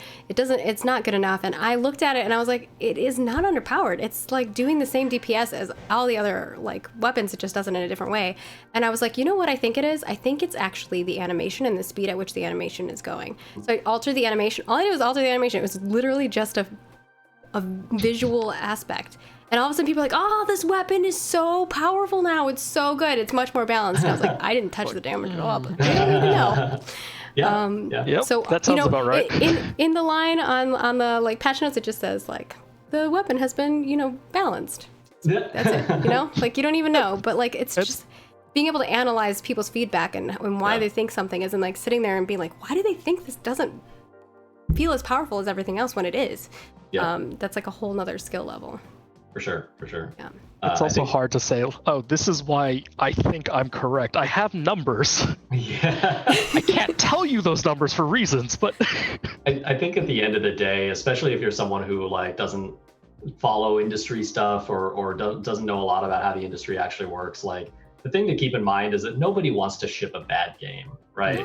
No. Like nobody is like, "I'm just gonna stick it to all those gamers out there and make a terrible When players are like, the development team doesn't care about us. Of course they care. What? Why would they be there if they didn't care? But what do you think we're doing all day? We're trying to please you. Yeah. But I understand that those like kind of that feedback comes from a place of frustration, and like also you just don't know all of the moving parts that happen behind the scenes, and like these games are made by people, and those people will have like disagreements, or they'll have miscommunications or whatever it is, and sometimes human error will happen. Human error, yeah. Like you add an extra 0 and now the weapon's doing 1,000 damage. Whoops. Yeah, oops. I blame QA then. They should have caught it. I'm just kidding. Oh, poor QA. Poor QA. QA is the best. They are the punching bags. Oh no, they're the best. Community gets punched for QA. Let's be real. That's also true. QA gets punched by developers, I feel like, though. QA gets punched by developers, true. Treat your QA people well. They're doing Love them. They're doing the best they can. All right. Let's move on to kind of our last topic here, which is your future and inspiration. Talking about like what inspires us and what drives us to create. And I think we're kind of already transitioning there anyway. We're talking about how much we love what we do. And it hurts when people tell us that we don't love them, because we do. We really are trying to create, entertainment for people. And, maybe we don't always see eye to eye with like users, but I think, we're gamers too. At the end of the day, we want to create a product that we're proud of. I mean, Alex, you talk about, being able to work on a product where, you get to work on your engineering aspect of it and also work with cars, and you get to have a game that has both of those things involved in it. And you get to be like, I helped make that and I'm proud of it. That's, I think, what all of us aspire to do with any job that we're doing. Where do you see yourself in 5 to 10 years? Do you see yourself making like the next umpteenth Forza Motorsports game? Oh man, that's such a long ways off. Would you like to make your own? Like what would be the goal there within 5 to 10 years? Going into sort of the indie scene for myself, like being my own boss in that way has always been really appealing to me. I think it's difficult to find a project that you think is worth making, that is in your ability to make, and you think will actually make you enough money to be able to like do that full time. I guess in like, the back of my head, I'm always looking for that project. But I think that, where I'm at right now is great. I'm learning a lot, and I hope to continue to do that for years to come. But yeah, I think that, sorry, I lost my train of thought a little bit. It's okay. In 5 to 10 years, yeah, I don't know. I would love to either own a studio or be a dad, because that's something that my wife and I are talking about. So I'm gonna let you know, being a dad, you're not gonna have time to make a studio. That's the thing. It's a trade-off. I 100% understand that it's a trade-off. So how many kids do you want? Oh gosh. I don't know, like between 2 and 3. My boyfriend's like, I want 20. I'm like, no. He's Wow. like, I want to build an army. That's a conversation that's like, you gotta be like, maybe when okay, we gotta agree here. Maybe when you can split having those kids between the two of you, then it's like, a little more fair, but yeah. I hope he's joking, but we've been together for like 17 years, and it has never. I think he's joking, but like he does want to have multiple kids. But it's interesting, if you want to have one or two kids, like kids are a lot of work. And I think we talked about it a bit right now, which is people who are working from home due to COVID, right? Like they're now working from home, but also they have kids running around, and I can't even imagine what that's like. I can see like the stress from some of my other coworkers who are like, be right back, my child is having a meltdown, right? Like, and now you've lost like 4 hours of your day, and you were talking about like we're almost in like a freelance situation where it's like, okay, you're taking 4 hours to deal with that, you have to put 4 hours in later, and it can be difficult. Yeah, for sure, 100%. Okay, moving on to the next question we have here is there anything that inspires you in your daily work, or something that helps you get your creative juices flowing? I see people who talk about like, oh, I look at fashion, the fashion industry to inspire me when I'm making, outfits for cosmetics on costumes for in-game. Like those are just kind of like interesting places that people go to like inspire themselves. What inspires you? Well, working on a car game and being into cars, taking a tour around the parking lot because everybody else who works on Turn 10 is also into cars. And they got some nice ones, I'll tell you. Nice. So do you have the hookup with cars? Like if we're like, hey. No. Aw, dang. Just know a lot of people who have some pretty bomb cars. But we actually, I'll turn this into a larger point in a minute. But okay. we have a something called, we call it the sled. It's basically so at E3s and other press events, we demo new Forza Motorsport games on like this. It's like a 70-inch curved TV that you're sitting like right in front of with like a real racing seat, like a really expensive forced feedback steering wheel. And so a lot of us will just like hop on the sled and throw down some laps when we're like having trouble just with our job, or we just need a break or blow off some steam. Austin looks like he's so jealous now. That is like I've done that once, and because I'm also a car person, I really enjoy that kind of stuff. Yeah. Like I went out, I have a driving reel, I have all the stuff, but it's just like I've done that once, and it was amazing. It's a lot better when you don't have to stand in line for like 4 hours to get a turn on it. I think the longest I waited is like 15 minutes. It's awesome. Can recommend.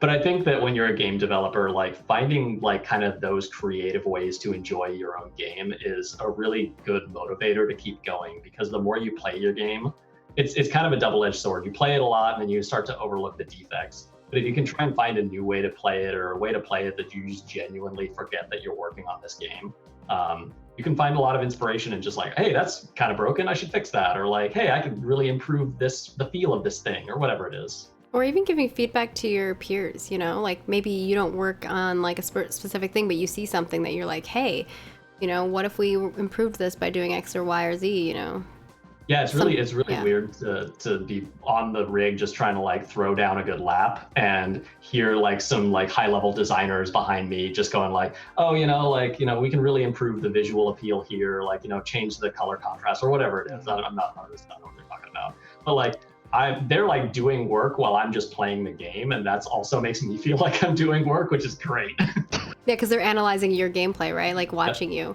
It's very interesting to watch users playing your product. I think that's why they have there's a lot of user, what do you call it?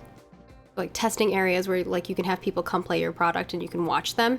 They actually have like the cameras on hands, cameras on people's faces, and then like you watch people playing your game. And I think you can learn a lot from just seeing someone else's experience. When I worked on Free Realms, we were making games for kids. So it was really important to see like how they navigate in a 3D world versus like, they're used to playing Club Penguin and doing a 2D kind of world. So it's very helpful to see that and see things that you're like, oh, I never thought of, that they just click on everything. I thought, they would just click on this and do this one aspect of it. No, they're just clicking everywhere. They have no rhyme or reason. It's chaos. Actually, I have a story from Pocket Watch. So they brought me in. I'd never seen the game at all. Never touched it. Knew nothing about this game. And they said, brought me in to do QA while I was, waiting for another job to start up. And Andy Nguyen looked at me because he started me on the campaign. He's like, why are you doing the same thing over and over again? It's not working. Because I kept failing, but it was like, I had the feeling that if I just kept doing this, Yeah. I could get it to work. Oh, there's 100% like that. But he was like, he didn't realize it. Like, it was like he was looking at me going, "What is wrong with you?" When I was a kid, I actually still do this when I play Castlevania Symphony of the Night. Mhm. Is like there's that ledge where you're just like, I think I can make it. And then I could do it. try all combinations of dashing and jumping and double jumping and whatever like tools you have at your disposal. You do it like 30 times. You're like, maybe I can't make it after all. Because there's like some treasure up there and you're like, I really want that. And they're trying to teach you this is how high you can jump, but you're like, no, I can do it. No, but I see the treasure I needed. Yeah, it's like it's a problem with execution, not the idea.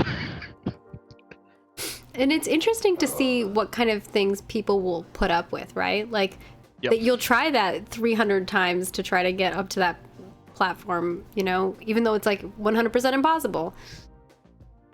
Circling back on something that you said earlier, it's interesting because kind of what I was saying at the beginning is it seems like all game developers have the same origin story of I was a kid and I played a lot of games and I want to make games. Something you said where navigating 3D worlds for the first time, it's like, oh, I was like a kid playing Nintendo 64 and what was arguably like the first mass sort of way where everybody was learning how to navigate 3D worlds at the same time because it was the first time there'd been really 3D video games, except for if you're on PC, and I never had one of those when I was a kid. But yeah, like you take for granted how much you have learned throughout your experience being a gamer, and it's then when you're making games, you're like, oh, everybody knows how to move a camera around. But I'm gonna pick on my wife a little bit. Like she gets really stressed out when she plays Tomb Raider. She loves Tomb Raider and she really wants to play it, but she gets really stressed out because she can't like move and attack and move the camera at the same time. And that's a skill that I picked up like 15 years ago or something, but I had way too much time on my hands. So keeping in mind your audience and that not everybody's at the same skill level. Like even I was totally blown away with the Microsoft, the accessible controller that they released that enables people to play games like that don't have the kind of motor skills. And we had someone talk to us about this a couple of months ago, and they were saying like, there's sort of these transient moments and you don't even have to have a permanent disability or anything like that. There's sort of transient moments where if you're holding a baby in your hand but you still want to be playing your game, like now suddenly you're a one-handed gamer, right? Like you can get your other hand back but you have a baby, so you can still enjoy the experience while you're preoccupied. Yeah, exactly. Note to self, put that on shopping list. But I think that, there are a lot of people who are gamers who have issues with playing games due to, disabilities. And I think, I don't like saying that word, but like that's how it is. And I think from a perspective of a developer, it's kind of fun to create ways for those users to play and also seeing them experience and having fun playing your product.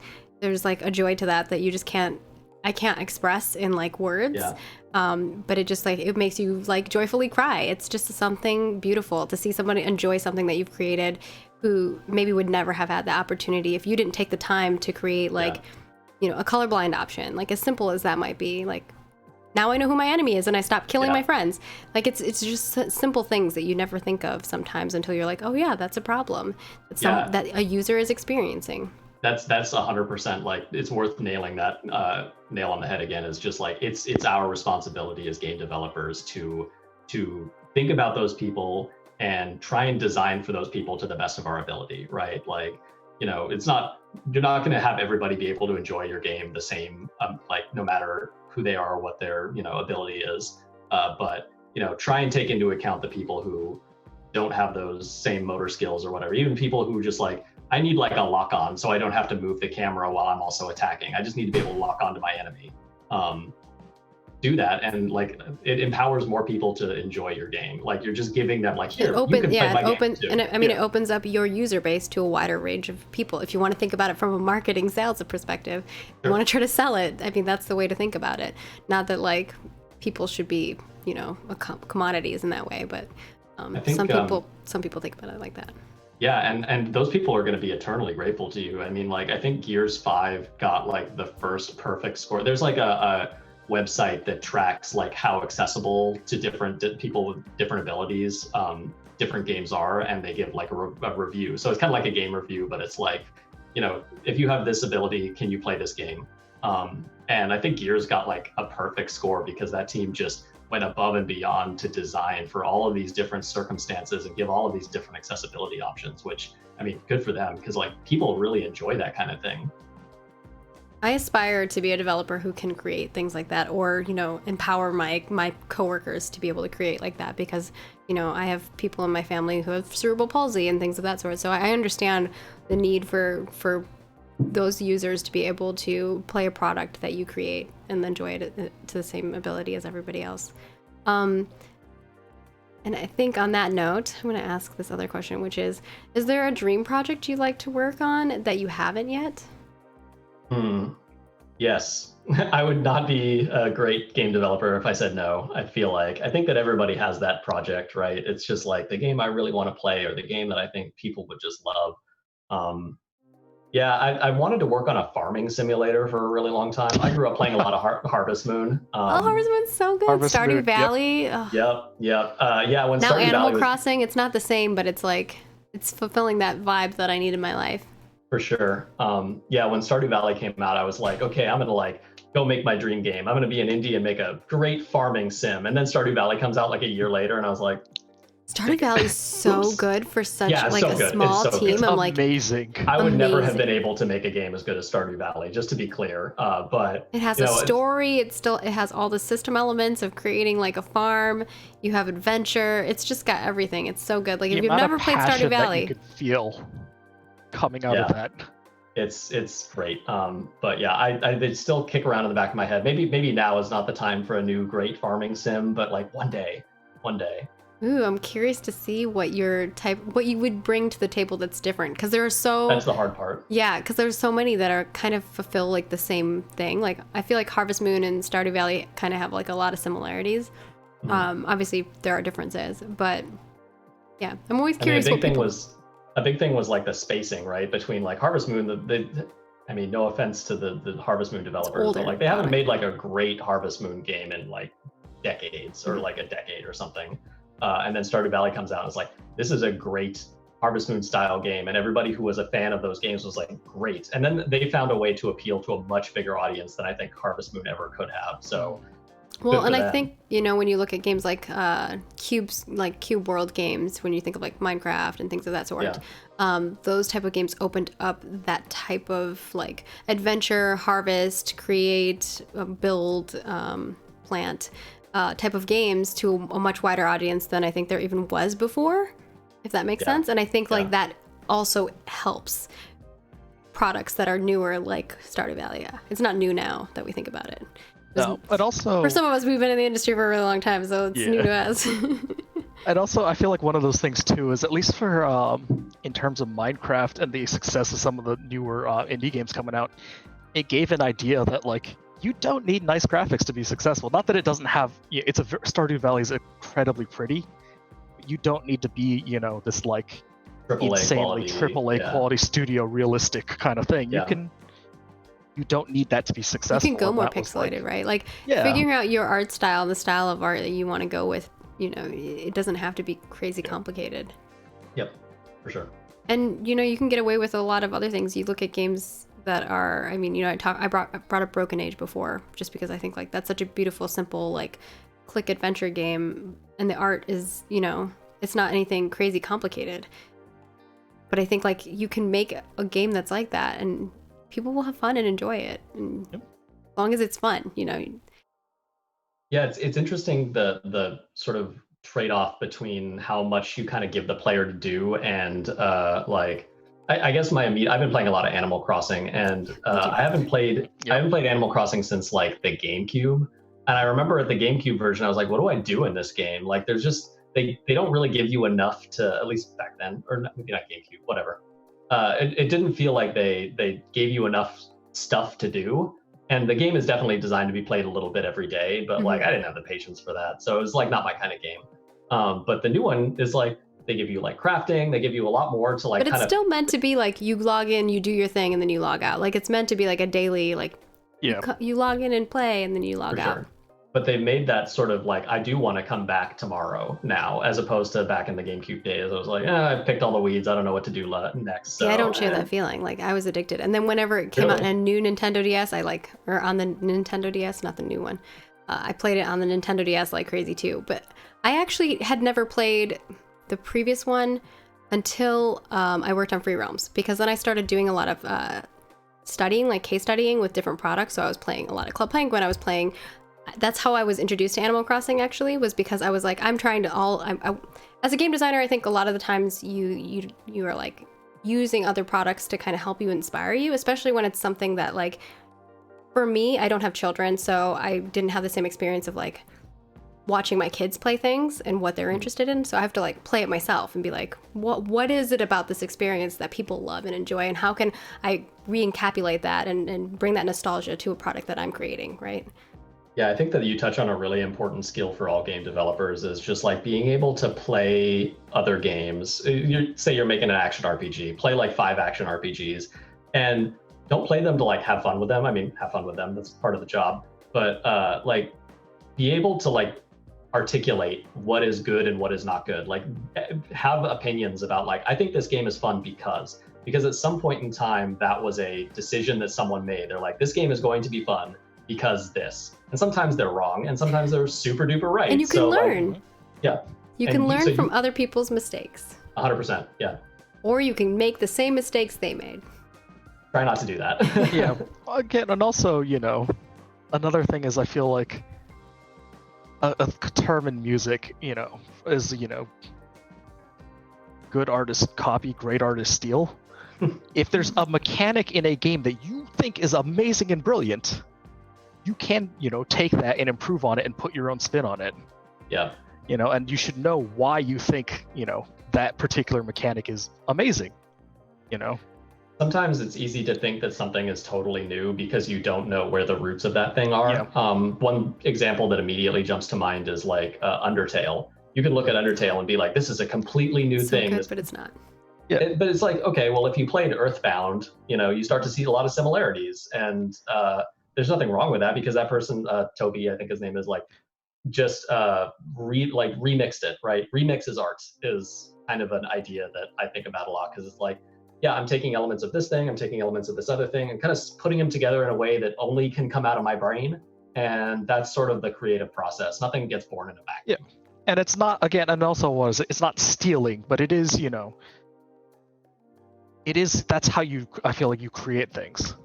Mm-hmm. You're not I also necessarily think it can be a mistake sometimes when people try very hard to like make something new out of something that's been consistent. Like, you don't always have to reinvent the wheel. Sometimes, use your mouse to look around.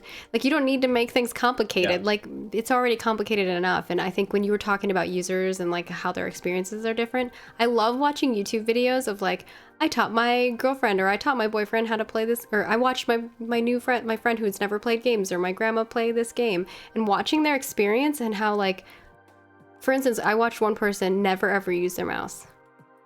Like, they didn't realize they could use their mouse to look around, so they just were like, it's just interesting that, like, we as gamers, like, we're not thinking about, like, a new experience for a new player, but this person was having the time of their lives, and then, like, an hour into it, their significant other was like, now put your hand on the mouse, and they're like, what?